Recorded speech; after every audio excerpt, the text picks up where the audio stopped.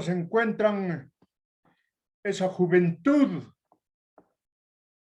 Seguro que bien. No hace falta preguntarles. Padre, doctor. Hola, Brian. Buenos días. Muy bien, juventud. Estamos en un periodo muy difícil en la universidad. Bueno, creo que ya algunas carreras están programando sus cuartos parciales. El próximo mes solamente la mitad. La mitad del mes es un mes donde hay actividad, porque después vienen ya los recesos, ¿no? Los recesos de Navidad, de fin de año. ¿Cómo vuela el tiempo? Ya van a estar ustedes en quinto año, pero bien llevados, ¿no? De esos quinto año con mucho estudio, con músculos en las neuronas, ¿no? No de esos de chanchulleros. Macieli, adelante. Lice, buenos días. Yo quería hacerle una Buenos pregunta, días. Lice. Adelante. Como se acerca el claustro y nosotros somos estudiantes de la universidad, pero no hemos pasado todo el año clases presenciales, igual tenemos que ir a votar por el sector y vicesector, Lice. La convocatoria, ¿conocen? La convocatoria del claustro universitario. Sí, doctor, Creo que yo lo no, leí. no. Eso el ejecutivo de la carrera, el secretario ejecutivo de la carrera del centro de estudiantes, tiene que comunicarles del claustro universitario, enviarles, qué facilito es ahorita enviar a todos los grupos la convocatoria del claustro universitario, porque tienen grupos de estudiantes ustedes, ¿no? Entonces, esa es una obligación, ¿no? El dirigente tiene que informar a sus bases. Según la convocatoria que estuve leyendo esta mañana, el estudiante que no vaya a votar tiene una pena de 100 bolivianos, una multa de 100 bolivianos. Bueno, sería bueno que no por el dinero, sino que vengan a votar, porque el voto estudiantil va a ser decisivo en este claustro universitario, ¿no? Y vengan a votar, porque 100 pesos ya es como 10 pesos nada más, ¿no? Por algo han puesto eso, para que no vengan a votar, ¿no? Ya, entonces, más bien deberían venir, porque el estudiante va a pensar que si está en Cochabamba, si tanto voy a gastar en pasajes y de vuelta, estadía, mejor pago nomás la multa, va a decir, ¿no? Entonces, eso no está bien, ¿no? Lo importante es de que más bien deberían promocionar la participación de los estudiantes, ¿no? Pero no, aquí mejor no se metan, ¿no? Nosotros nomás, ¿no? Deberían venir ustedes, aunque gasten 200 bolivianos, tienen que venir votar por quien ustedes vean por conveniente, ¿no? Yo les he dicho las diferencias, ¿no? Clarito es un frente que está lleno de estudiantes, ¿no? Y clarito es un frente que está lleno de docentes también, ¿no? Eh, entonces, yo si fuera estudiante, voto pues por los estudiantes, ¿no? Yo en este momento soy docente, pero igual voto por los estudiantes, ¿no?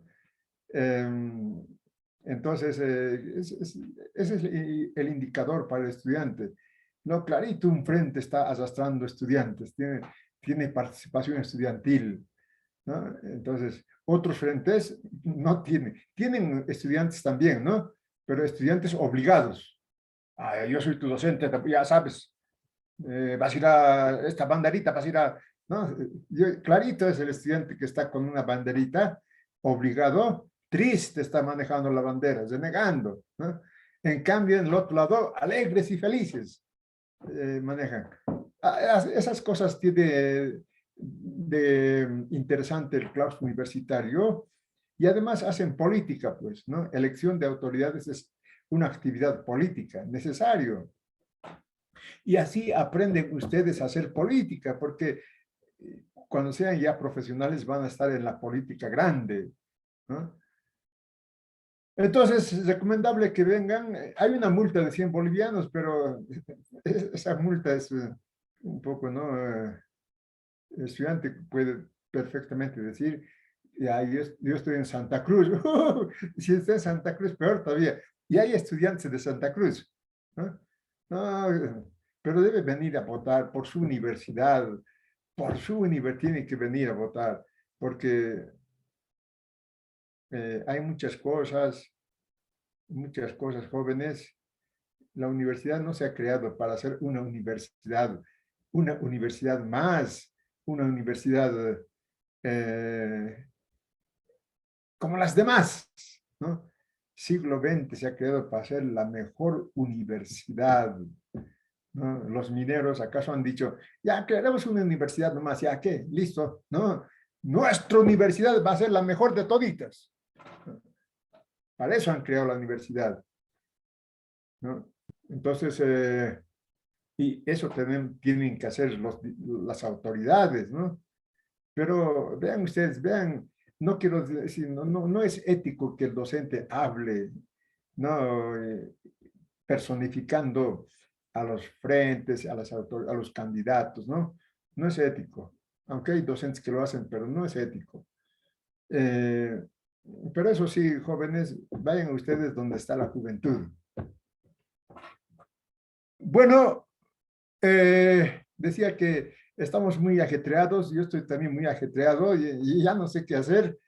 Eh, hay muchas cosas, ¿no? Un claustro debería ser lindo, ¿no? Tiempo, dar tiempo a los estudiantes para que conozcan a los candidatos, dar tiempo a los docentes para que se preparen, ¿no? Para el claustro universitario, dar tiempo a la oposición. Siempre hay oposición, siempre, ¿no? A ver, quiero que me interpele. ¿Qué hice mal? ¿Qué hice bien? ¿No? Si digo, no les doy tiempo a nadie, yo nomás voy a ser elegido otra vez, ¿no? Yo nomás. Y monto mi aparato, ¿no? Mi aparato, a toditos los que les he designado, ¿no? Entonces, no, la universidad es autonomía, libertad, lucha de ideas. Y el doctor Isaac Sandoval Rodríguez, el fundador de esta universidad, decía, ¿cómo puede haber una universidad donde no hay debate? No hay lucha de ideas. La universidad es lucha de ideas. Muy bien, juventud. Ya hemos terminado el programa. Examen van a dar la semana que viene. Hoy he tomado medicina. Por favor, tomen los recaudos correspondientes, ¿ya? Por lo menos unos 3 estudiantes me llaman por teléfono, me dicen, licenciado, sabe que no he podido dar examen, ¿no? Eso no se acepta, ¿no? Ustedes se están formando como profesionales y la fecha que se queda, esa fecha se respeta, ¿ya? No voy a atender, ¿no? Según los reglamentos universitarios, la única causa para no dar examen es estar hospitalizado. Claro, si está hospitalizado, se entiende que no ha podido dar examen. Pero aunque esté enfermo, ¿no? Si está enfermo, no está hospitalizado, es que es una enfermedad leve. Entonces, no vale certificados médicos que presenten de estar...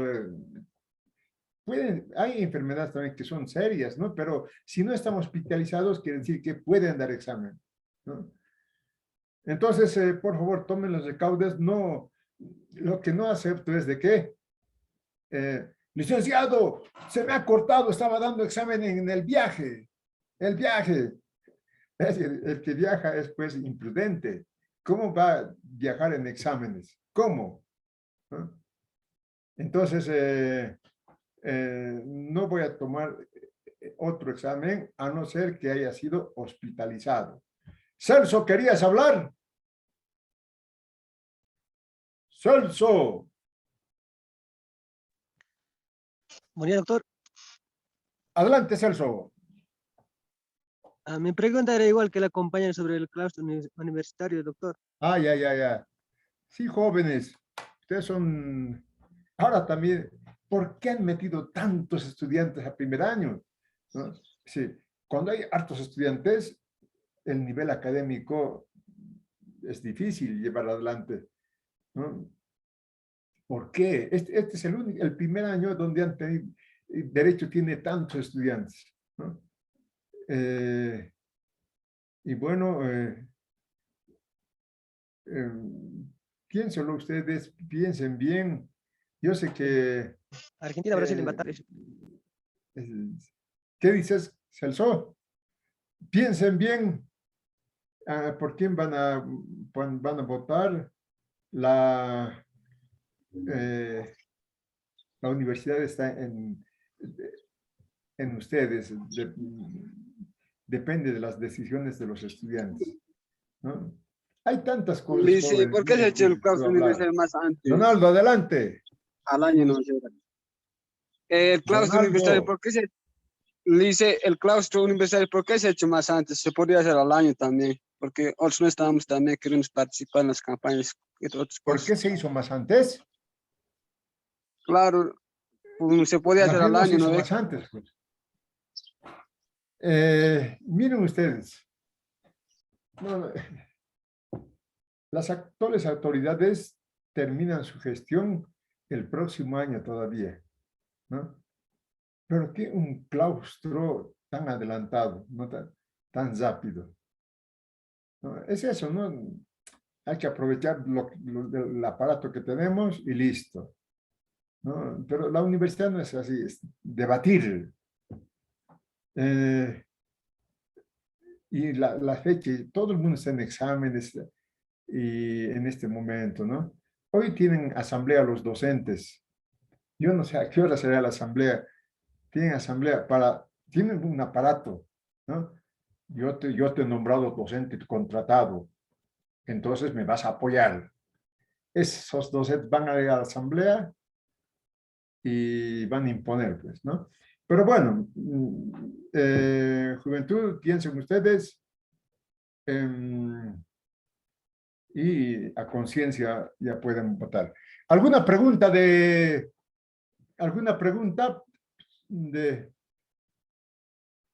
de lo que hemos avanzado o no hay preguntas?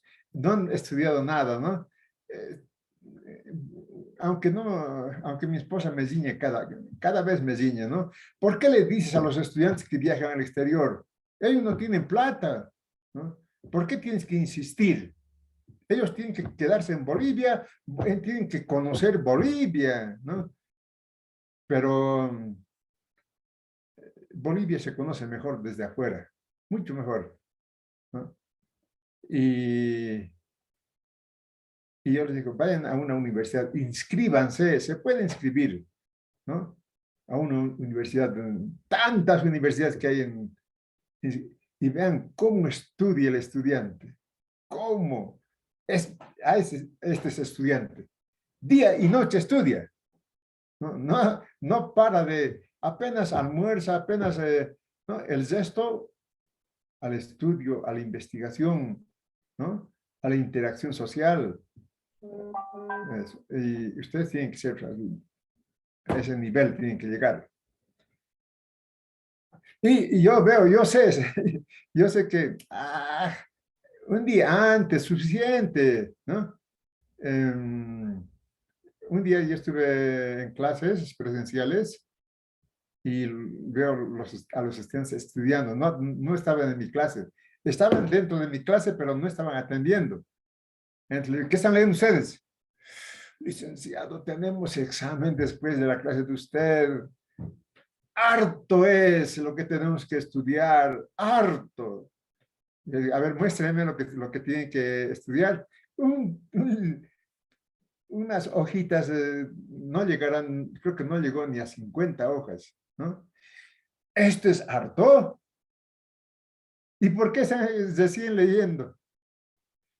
No, es que no hay tiempo, no hay tiempo. ¿Cómo no va a haber tiempo para estudiar? Eso sí les digo, ¿no? Cuando tienen que bailar caporales, ¿no? Yo vivo aquí al frente de Entel y veo en el parque están entrenando ahí caporales, ¿no? Horas, horas muy bien, bailando los caporales. Para eso sí tienen tiempo, pero para estudiar, así es juventud, estudien duro. ¿Por qué tienen que estudiar duro? Porque el conocimiento tiene que entrar por el cerebro y bajar hasta la conciencia, ¿no? Tienen que ser abogados justos, nada de maniobras, nada de decir, uy, gracias, me has ayudado, entonces yo también te ayudo. Nada, justo, la justicia, ¿no? La única forma de tener ese espíritu equilibrado de justicia es con el estudio profundo. Si el estudio es superficial, van a ser como el resto de la gente, ¿no? La diferencia entre justicia y no justicia no va a haber, ¿no? Como toda la gente, ¿no? En cambio, el abogado tiene que ser con conciencia justa, por eso es derecho, ¿no? Derecho, sin intereses personales, sino intereses siempre colectivos. Así es juventud. Y entonces, como no hay preguntas, seguro que no han estudiado nada y es bien difícil las teorías sobre los ciclos económicos. Muy difícil. La economía así es de difícil. Como el derecho, claro, el derecho bien entendido es dificilísimo. Pero el derecho superficialmente, ¿qué es el derecho? El derecho es tal cosa, de memoria se lo aprenden, ese es facilito, ¿no? Pero el derecho como ciencia profunda, que penetra la conciencia, eso es bien difícil, ¿no? Repasaré el tema de ayer.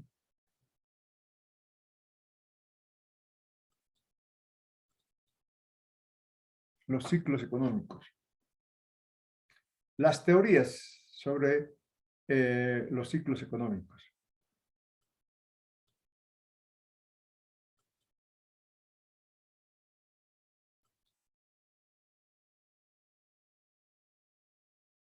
Calladitos están. ¿Por qué están calladitos, juventud? Doctor. Ah, qué bien, Walter. El futuro abogado peso pesado. Así tienen esos abogados que entran al juzgado. Donde vayan, este abogado, de por sí, su presencia, ¿no? Llama la atención.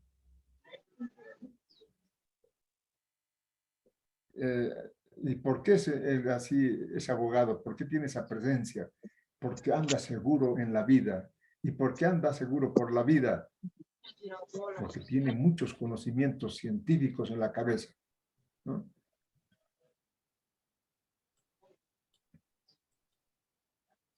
Esto hemos estudiado, ¿no? A ver.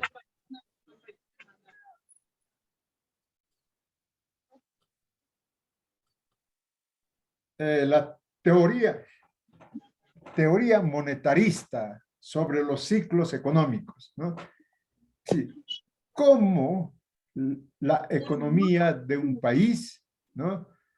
Llega a la crisis, ¿no? Una fase del ciclo económico, la crisis económica, ¿no? Cómo una economía sale de esa crisis, ¿no? Con la fase de la recuperación. Y cómo llega al auge, ¿no? Al clímax, al auge de la economía y cómo llega la depresión, otra vez la crisis. Ese es el ciclo económico, ¿no? Crisis, recuperación, auge, depresión, crisis, otra vez recuperación, otra vez auge, otra vez depresión, otra vez crisis.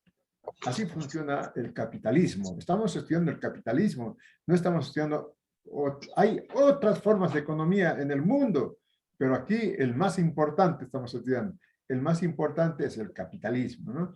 El capitalismo funciona con ese ciclo, ¿no? Con sus fases. ¿Por qué ciclo? Porque se repite, ¿no? Pero no, esto es importante, no se repite igualito que lo que ha sucedido en el anterior, por ejemplo, en la anterior crisis. Cada nueva crisis, cada nueva fase de crecimiento, cada nuevo auge son evidentemente nuevos, como fenómenos nuevos, diferentes a los demás fenómenos que se parecen porque es crisis o porque es recuperación o porque es auge, pero son diferentes porque en el momento concreto es una crisis diferente, un auge diferente. Claro, ¿no? Nosotros, por ejemplo, no somos iguales, ¿no? ¿Recuerdan, no, lo que les dije? Pensamos que nosotros siempre somos iguales, ¿no? No nos damos cuenta que hemos cambiado de niños, hemos sido adolescentes, hemos sido ya jóvenes maduros, todos hemos ido cambiando, ¿no? Cambiando. Igual, la vida no se repite, el capitalismo que vive no se repite, siempre va cambiando también. Ahora, ¿en qué consiste la teoría monetarista? ¿Qué dice la teoría monetarista? ¿Cómo se llega a la crisis? Hasta buen día. Paulino, buenos días. Licenciado, buen día. Buenos días, Paulino.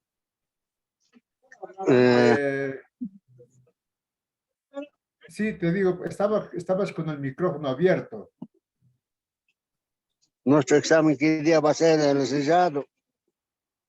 Esta es la segunda vez que me preguntas.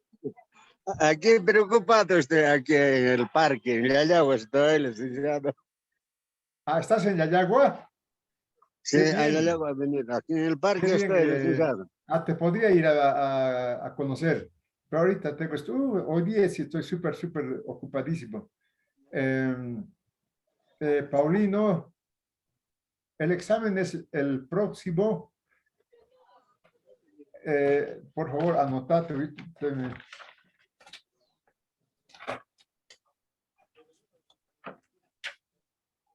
El examen es el próximo 23. 23 de teoría y el 30 de extensión. Y el 29, presentación del trabajo de investigación. Paulino, ya te estoy diciendo, ¿no? Cuidado, me digas, no me has dicho. ¿Ya? El 23 de noviembre es el examen de teoría. Extensión el 30. Investigación van a presentar el 29. Entonces, seguiremos con nuestra teoría monetarista. Dice, ¿por qué surge la crisis? Según la teoría monetarista. Dice, es que en la economía hay mucho papel moneda, ¿no? Mucho circulante. Los gobiernos, para atender las necesidades del Estado, pagan con dinero inorgánico, con papel moneda, van pagando. Y esto va provocando inflación, ¿no? Y si hay inflación, la gente no tiene...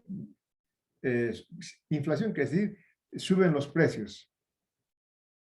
Y la gente no tiene para atender ese crecimiento de los precios y por tanto va dejando de consumir. Y si va dejando de consumir, los empresarios no tienen mercado, no pueden vender, entonces dejan de producir, ¿no? Y la economía entra a la fase de crisis. ¿Entienden? La teoría monetarista estudia la causa, dice, la causa es monetaria, ¿no? La crisis surge porque los gobiernos atienden sus necesidades pagando dinero, papel moneda, ¿no? Y llenan el mercado con papel moneda. Y claro, mucha cantidad de papel moneda hace que se devalúe el papel moneda. Y al devaluarse el papel moneda, quiere decir que los precios suben, ¿no? Los precios de los bienes, de las mercancías van subiendo. Y claro, la población no tiene recursos para atender ese crecimiento de los precios. Por tanto, va dejando de consumir o va consumiendo poco, ¿no?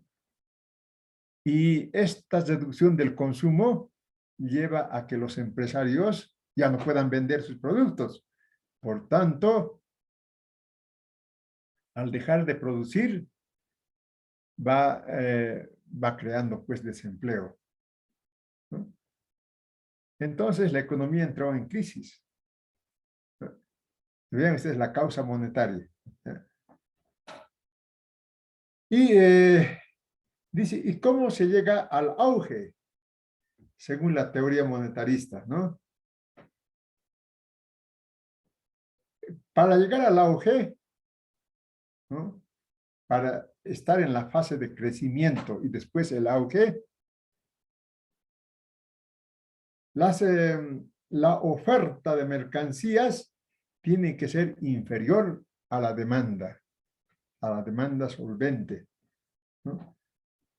Es decir, como hay menos oferta que la demanda, entonces los empresarios, ¿no?, van produciendo más para atender esa demanda. Y si van produciendo más para atender esa demanda, entonces la economía está en su fase de crecimiento hasta llegar al auge, ¿no? Y de pronto, pues, ya en el auge, ¿no?, la economía ha llegado al punto culminante de crecimiento y va a empezar a decrecer también, ¿no? ¿Por qué? Porque esta vez se cambia. Esta vez la demanda es mayor que la oferta. Es decir, la demanda, un ratito aquí también me estoy confundiendo. ¿Cómo crece la economía? Cuando la oferta es menor que la demanda, ¿no? Para atender esa demanda que es mayor, va produciendo más oferta de mercancías para atender la demanda. La economía está en crecimiento. Hasta que se llega al punto culminante del auge económico, ¿no? Y de pronto, ¿no?, la oferta llega a ser mayor que la demanda.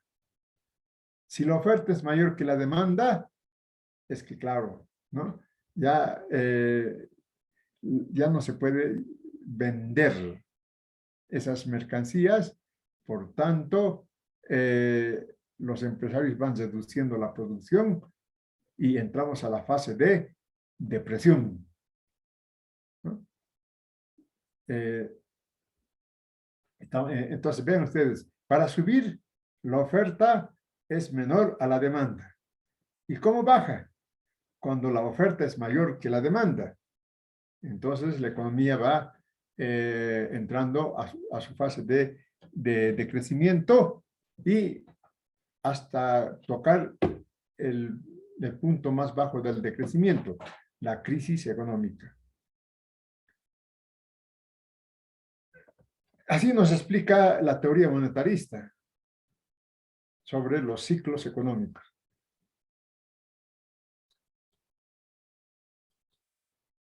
La teoría monetarista.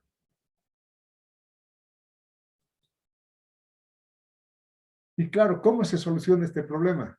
¿No? La solución también presenta la teoría monetarista. La única solución, como la causa, ¿no?, la causa que ha dado origen al incremento de precios de manera artificial es el exceso de papel moneda. Entonces, la única solución es implementar políticas deflacionarias. ¿En qué consisten estas políticas deflacionarias? En que en la necesidad de retirar el dinero, el papel moneda que está haciendo, que está causando la inflación. Hay que retirar la cantidad se calcula eso, cuánto de dinero se tiene que retirar para entrar otra vez al equilibrio de precios. Entonces, no, hay que retirar dinero. Esa es la recomendación de la escuela monetarista, ¿no? Hay que retirar dinero y listo. Con eso puede ir solucionando el problema. Hasta llegar a los precios reales, ¿no? Sin que influya la cantidad de dinero. ¿Saben? No hemos estudiado harto eso. ¿Cómo cambia el valor de las mercancías, ¿no? ¿Recuerdan de que el tiempo de trabajo socialmente necesario para producir la mercancía B cambiaba o se incrementaba o se reducía, y eso se expresaba en el precio de la mercancía que está bajo la forma relativa, ¿no? Entonces, en este caso, la mercancía que está bajo la forma equivalencial, que va expresando el valor de la mercancía que está bajo la forma relativa, es el dinero, el papel moneda, ¿no? El papel moneda, ¿cuál es el valor del papel moneda? ¿No? Eso también tienen que saber ustedes, jóvenes. ¿Cuál es el valor del papel moneda? ¿No? El papel moneda no tiene tiempo de trabajo socialmente necesario, no tiene, ¿no? Pero tiene valor, ¿no? ¿Y por qué tiene valor? Por la cantidad de papel moneda que circula, ¿no? Si circula mucho papel moneda, más de lo que necesita el mercado, entonces se devalúa ese papel moneda y por tanto su efecto es suben los precios. Al contrario, si hay poco, ¿no? Poco papel moneda, entonces su valor incrementa el del papel moneda, ¿no? Porque hay poco papel moneda. Entonces puede causar la deflación también ya, que los precios van a bajar, ¿no? De las mercancías van a bajar. Entonces, este razonamiento de la política monetarista lo van a entender a la perfección si se acuerdan cómo cambia el valor de la mercancía que está bajo la forma equivalencial, ¿no? El dinero siempre está en la forma equivalencial. Pero así para entender esta política monetarista es de que, ¿cómo va a solucionar? ¿Cuál es la recomendación de la política monetarista para que la economía empiece a salir de la crisis y entrar a la fase de crecimiento? Pues implementar políticas deflacionarias. ¿Y cómo se implementan las políticas deflacionarias? Retirando la causa del problema. ¿Cuál es la causa del problema? Mucho dinero, ¿no? Entonces hay que retirar esa cantidad de dinero sobrante hasta que la economía tenga los precios reales, sin influencia de la cantidad de papel moneda. Esa es la teoría monetarista. Difícil, ¿no ve? Pero para ustedes no puede ser difícil.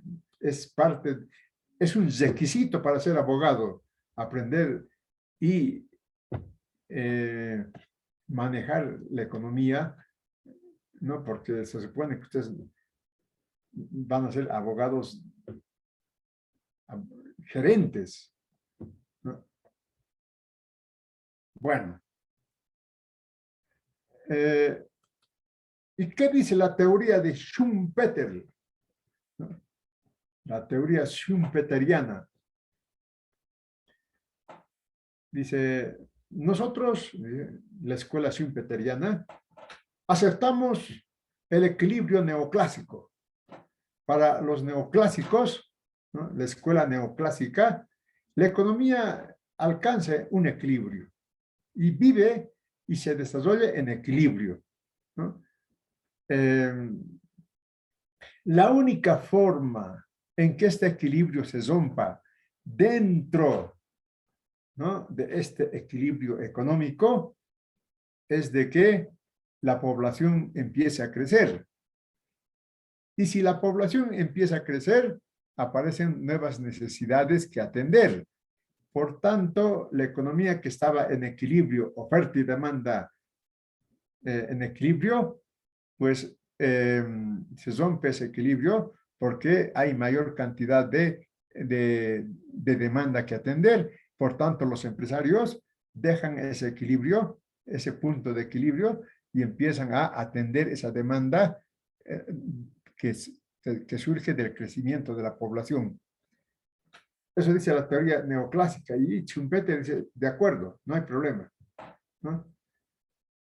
Pero, dice, no es la única causa del crecimiento de la población, sino hay una causa más importante, que es la innovación tecnológica, ¿no? Aceptamos el equilibrio, la economía está en equilibrio, oferta y demanda se cruzan, alcanzan el punto de equilibrio. Aceptamos eso, pero no solamente el crecimiento de la población va a romper el equilibrio, sino sobre todo las innovaciones tecnológicas, ¿no? ¿Cómo es eso que rompe las innovaciones tecnológicas, ¿no?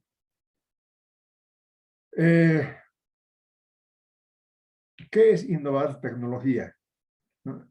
Ya hemos estudiado en la ampliación, la acumulación ampliada del capital, ¿no? ¿Cuándo se innova tecnología? Cuando los empresarios van cambiando de máquinas, ¿no? Nuevas máquinas, nueva tecnología, ¿no? Entonces dice, el equilibrio se rompe, ese equilibrio de oferta y demanda se va a romper porque los empresarios van a innovar tecnología, ¿no? Al innovar tecnología, ellos justamente para implementar esa innovación demandan máquinas modernas, máquinas nuevas. Al demandar máquinas nuevas, esto produce en el sector productor de máquinas un crecimiento, ¿no? Porque hay una demanda de innovación tecnológica y por tanto los que producen máquinas con innovación tecnológica, entonces van a empezar a producir más todavía. ¿Por qué? Porque hay una demanda de máquinas de alta tecnología, ¿no? Entonces, Schumpeter dice que esa mayor demanda que produce mayor producción de máquinas va a hacer que la economía se encuentre en su fase de crecimiento, ¿no? ¿Entienden? La fase de crecimiento para Schumpeter tiene como causa principal las innovaciones tecnológicas, ¿no? Los empresarios que quieren cambiar tecnología demandan máquinas nuevas. ¿Y quiénes atienden esa demanda? Los productores de máquinas. Y al producir más máquinas, entonces la economía va entrando a su fase de crecimiento, ¿no? ¿Hasta cuándo va a llegar esta fase de crecimiento? Hasta que se encuentre satisfecho la demanda de máquinas. Diga, bueno, yo ya no necesito más máquinas, sino ya innové mis máquinas, por tanto, ya no necesito más máquinas. Entonces, ¿qué sucede? Que los productores que en principio había sido un factor de crecimiento, ahora los productores van a ser un factor de crecimiento. ¿Por qué? Porque van a dejar de producir máquinas, porque ya la demanda de máquinas está ya satisfecha. Por tanto, la producción de máquinas se va a ir reduciendo y la economía entra a su fase de crecimiento. ¿Hasta dónde? Hasta llegar a la crisis económica. Claro, la reducción de producción de máquinas va a provocar que también las empresas productoras de máquinas prescindan de trabajadores, ¿no? Entonces va generando una crisis económica y social. Claro, Schumpeter acepta el equilibrio neoclásico, como dicen, ¿no? Pero ¿cómo se rompe ese equilibrio? ¿No? No solamente, como dicen los neoclásicos, por el crecimiento de la población, sino para Schumpeter, porque los empresarios deciden innovar tecnología. Una causa externa a la economía, ¿no? La decisión de innovar la tecnología. Ese es el pensamiento de Schumpeter.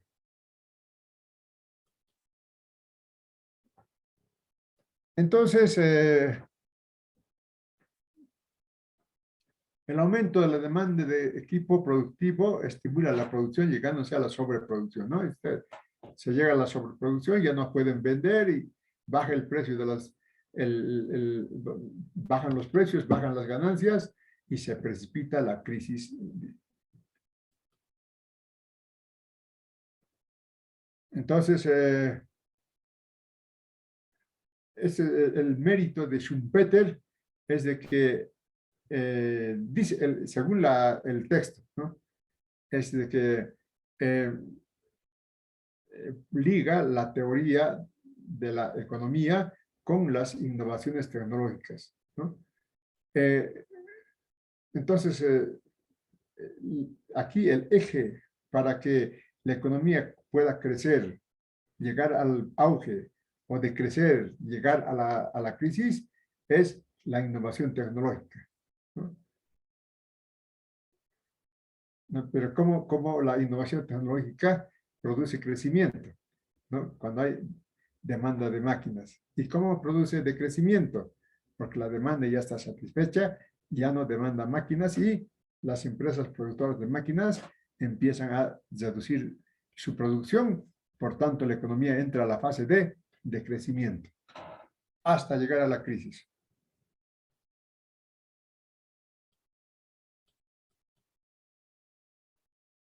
Ya ya hemos explicado, ¿no? El equilibrio neoclásico.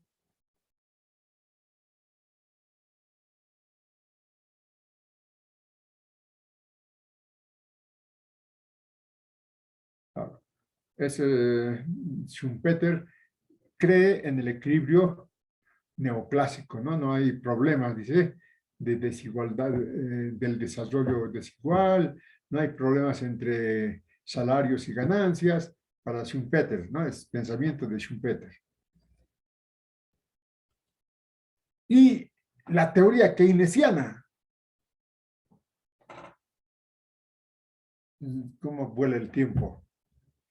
La teoría keynesiana dice, esta teoría es la que se aplica en los países, en todos los países, ¿no? Pero más en los países, entre comillas, que están en los países emergentes, ¿no? ¿Y qué dice la teoría keynesiana? Miren ustedes qué bonito es. Dice, el ingreso nacional es igual al consumo más el ahorro, ¿no? ¿Qué es eso? ¿No? Todos los ingresos de salarios, más todos los ingresos de ganancias, más los ingresos del Estado, ¿no? Sumamos todo eso, se llama ingreso nacional. También se llama renta nacional. Dice, eso es igual, claro, al consumo de la población, ¿no? Más el ahorro de la población, ¿no? Si renta es igual a consumo más el ahorro. ¿Me entienden? Claro, el ingreso que yo tengo es igual al consumo que yo tengo, más si me alcanza, si me sobra dinero, más mi ahorro. Ese es el equilibrio, ¿no? Renta igual a consumo más el ahorro. Dice esta teoría que es importante. ¿Y cómo se produce el crecimiento de la economía? ¿Cómo? Dice, el crecimiento de la economía se produce a través de las nuevas inversiones, ¿no? Con nuevas inversiones, la economía va a ir creciendo. Y las nuevas inversiones dependen de dos factores: la eficacia marginal del capital y la tasa de interés bancario, ¿no? ¿Y qué es la eficacia marginal del capital? ¿No? El beneficio previsto a las nuevas inversiones. Facilito, ¿no? Entonces, dice, cuando el ingreso aumenta, no, aquí está la causa de las crisis, según la teoría keynesiana. Como esto es, dice, su equilibrio, ingreso es igual a consumo más el ahorro, ¿no? Entonces, dice, cuanto más crece el ingreso, la gente va dedicando al consumo, sí, pero más al ahorro. A ver, me explico mejor.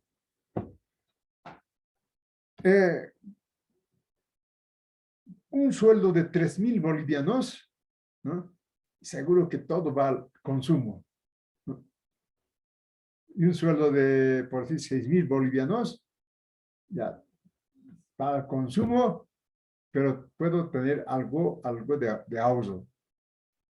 Pero si gano como los de la caja, 20.000 bolivianos, entonces, claro, consumiré esa cantidad, pero ahorraré mucho más, ¿no? Eso es lo que dice Keynes. A medida que va creciendo el ingreso, la gente dedica más al ahorro que al consumo. Entonces, ¿qué provoca esto? ¿No? Hay una reducción del consumo o un crecimiento menor del consumo. Por tanto, los empresarios que decían, está incrementándose la renta, por tanto va a haber mayor consumo, ¿no? Se deciden a no invertir porque han visto que la gente, al crecer la renta, dedican al consumo, sigue, pero más al ahorro. Entonces, esta reducción del consumo va a generar, ¿no?, la reducción de inversiones. Los empresarios no van a invertir porque dice, ¿para qué si el consumo más bien está disminuyendo? ¿No? En realidad no disminuye, sino crece menos. Eso es, ¿no? Si crece la renta, crece el consumo, pero crece en menor proporción que lo que crece el ahorro. Entonces, ¿no?, dice, ¿no?, la teoría de Keynes, ¿no?, cuando la propensión marginal al consumo, ¿no?, disminuye, entonces los inversionistas deciden no invertir, porque el rendimiento esperado no será de satisfacción de los empresarios, ¿no? Eso es propensión marginal al consumo. ¿Qué significa eso? ¿No? Que en cada nuevo consumo la propensión marginal nos enseña que a mayor renta, ¿no?, mayor consumo, pero en menor proporción. ¿Por qué? Porque una buena parte se va al ahorro, ¿no? Entonces, al disminuir, ¿no?, es decir, al crecer menos el consumo y más el ahorro, entonces los inversionistas deciden no invertir porque este fenómeno no les va a traer mayor beneficio. Pero esto pasa, ¿no?, en toda la economía. Todos los empresarios de todos los sectores ven que el consumo está creciendo menos, por tanto, dejan de producir, esto se propaga y entramos a la crisis, ¿no?, a la crisis. Y bueno, ¿cómo se sale de la crisis? ¿No? Según la teoría keynesiana, dice, bueno, si la crisis es por falta de inversiones y la falta de inversiones es porque el consumo ha ido creciendo menos, Entonces, ¿qué deben hacer los gobiernos? ¿No? Deben atender a ese consumo, ¿no? Deben hacer crecer el consumo para que los empresarios puedan invertir, porque dicen, hay mayor consumo, por tanto, vamos a invertir. ¿Y cómo va a hacer crecer ese consumo el gobierno? ¿No? Primero, pues se puede endeudar con la deuda pública, no hay problema. Eso dice que no hay problema. Se endeuda el gobierno, pues va estimulando el consumo y al estimular el consumo va estimulando inversiones y la economía empieza a crecer, ¿no? Y dice, bueno, esta deuda pública puede ser pagado por la emisión monetaria, ¿no? Se puede pagar.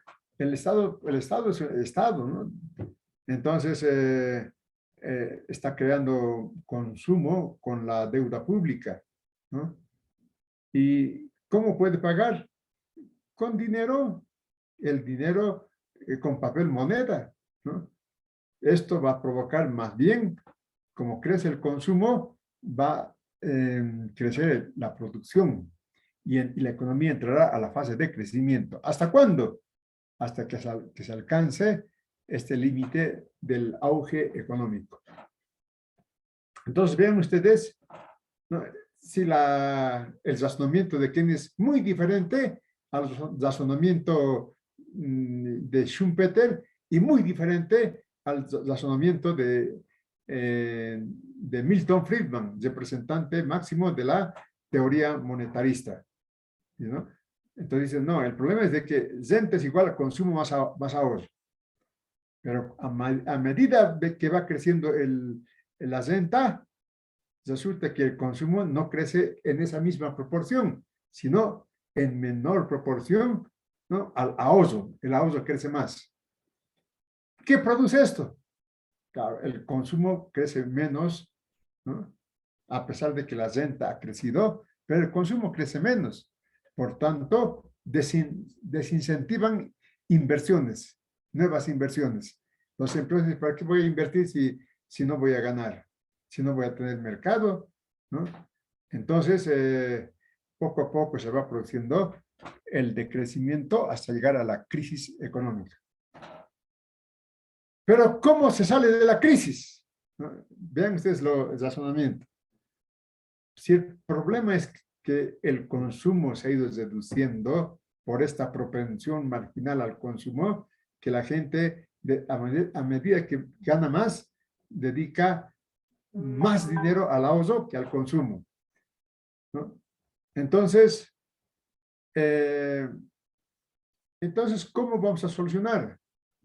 Pues sencillo, vamos a hacer crecer ese consumo. ¿De qué manera? ¿No? Pues aquí, para que no lo comentan de la crisis. Bueno, es lo mismo que se dice, ¿no? Haciendo crecer el gasto público, ¿no? ¿Cómo crece el gasto público? ¿No? Financiando con deuda pública o con la emisión de circulante. Entonces, el gasto público, ¿no? Va a hacer crecer el consumo y el consumo, pues, va a hacer crecer las nuevas inversiones. Y por tanto, la economía saldrá de la crisis y entrará a la fase de crecimiento económico. Esa es la teoría de Keynes. Complejísimo, pero fácil para ustedes.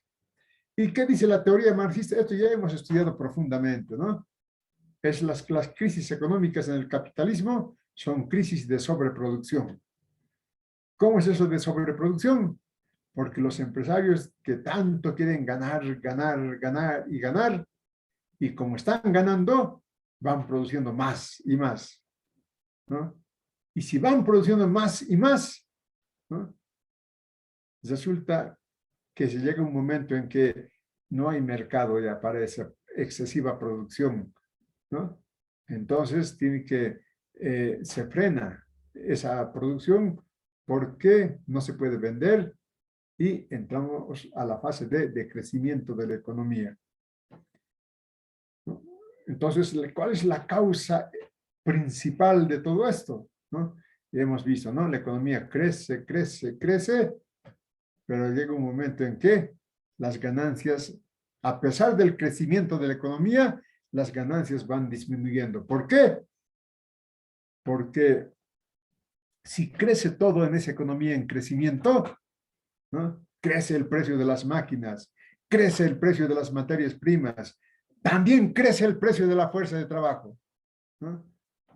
Y si crece el precio de la fuerza de trabajo, crece el tiempo de trabajo necesario para producir la fuerza de trabajo. Y decrece el tiempo de trabajo para producir la plusvalía. Y si decrece el tiempo de trabajo para producir la plusvalía, decrecen las ganancias. ¿Cómo solucionan este problema los capitalistas? Cambiando de tecnología, ¿no? Pero vean ustedes, el cambio de tecnología tiene causas internas, según la teoría de Marx. No, como dice Schumpeter, es una causa externa a la economía, la decisión de los empresarios, ¿no? En cambio, aquí no. Aquí la causa es de que, ¿cómo van a solucionar ese decrecimiento de la ganancia?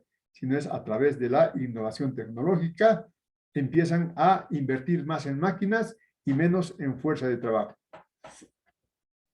Y claro, si invierten menos en fuerza de trabajo, más bien se va a llegar a la crisis más profunda. ¿Por qué? Porque ya no habrá demanda de consumo. ¿No? Habrá todo sobra en ese capitalismo. ¿Recuerdan, no? Ese es el capitalismo.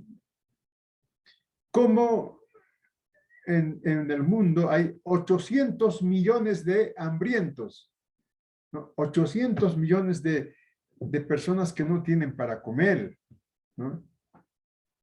Sin embargo, el capitalismo, como tiene exceso de producción, lo destruye la producción, ¿no? Van a ver ustedes en periódicos, cada cierto tiempo los agricultores europeos echan al mar sus productos, ¿no? Porque exceso no pueden vender ese producto, ¿no? Lo echan al mar, habiendo tantos millones de hambrientos. Esa es la contradicción del capitalismo, ¿no? Esto de la teoría marxista hemos visto, pero muy psicoteóricamente, ¿no? De cómo la economía va creciendo, ¿no? Esto, por favor, ¿no? La economía produce plusvalía, ¿no ve? El capital produce plusvalía, ¿no? Y la plusvalía produce capital, ¿no? Ya hemos visto, ¿no? Cómo en la reproducción simple el nuevo capital va desplazando al capital viejo. Y bueno,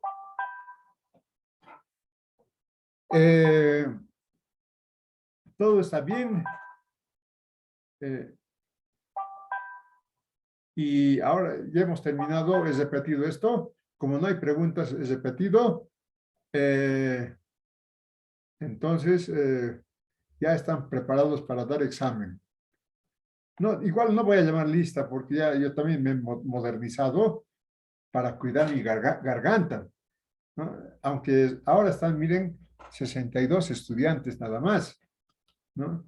Antes había 140, 150, tal vez llamar, ¿no? Pero esto, por ejemplo, así la captura de pantalla de los asistentes, ¿no? Esto primero lo hicimos con un estudiante, ¿no? Eso es lo bueno que hicimos, ¿no? Una señorita de enfermería, ¿no? Y bueno, y a partir de ahí hemos comprobado que es más práctico, ¿no? Entonces, eso es juventud. Entonces, no hay preguntas como siempre porque han entendido todo y el docente muy feliz. O no han entendido nada y el docente triste. Pero leyendo van a entender, van a entender, ¿no?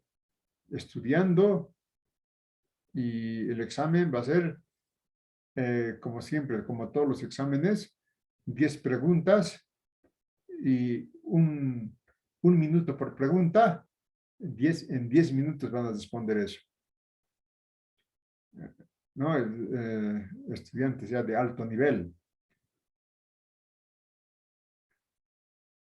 ¿Y listo? Entonces, ¿qué hora es?